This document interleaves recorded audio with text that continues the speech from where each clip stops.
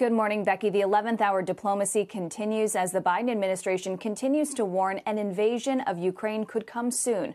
President Biden today will hold a call with transatlantic leaders to discuss the developing situation in Ukraine. That is going to happen a little bit later today. Meanwhile, in Poland, the Defense Secretary General Lloyd Austin held a press conference this morning. In Poland, 4,700 U.S. troops are stationed. He would not comment on any future deployments, but did say that Poland will be acquiring 2 new tanks from the U.S., and he pledged further to support Ukraine's neighbors, saying that what Mr. Putin wanted was a weaker NATO, but that is not what he is going to get. Russian Foreign Minister Sergei Lavrov has accepted a U.S. invitation to talks late next week, conditioned on no further military action by Moscow. The Kremlin has said President Putin will be overseeing nuclear drills in the near future. Inside Ukraine, consumers are stocking up on groceries and guns. The price of gas has risen sharply, and even the threat of an invasion is impacting currencies. Here's a former Ukrainian energy official.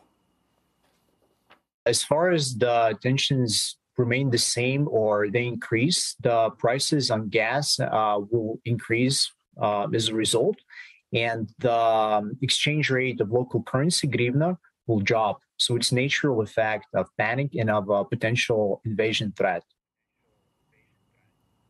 Ukraine's president will be meeting with Vice President Kamala Harris today in Munich at the Munich Security Conference. But, Becky, it's an understatement to say the world is on high alert at this moment. Kayla, just the idea that Lavrov has agreed to these talks next week on the assumption or on the condition that there will not be further incursions or anything else to happen here. Should we feel good about that? Should we feel like that buys us time until next week? Or is this a situation where if they're planning to invade anyway, they don't care if the talks are off?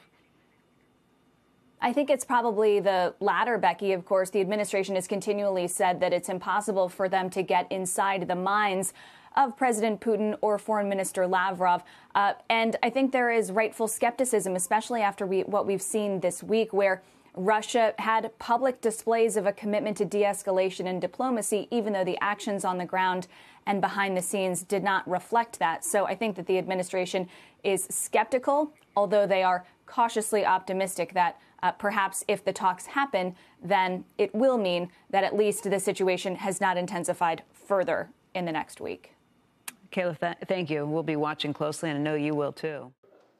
Shepard Smith here. Thanks for watching CNBC on YouTube.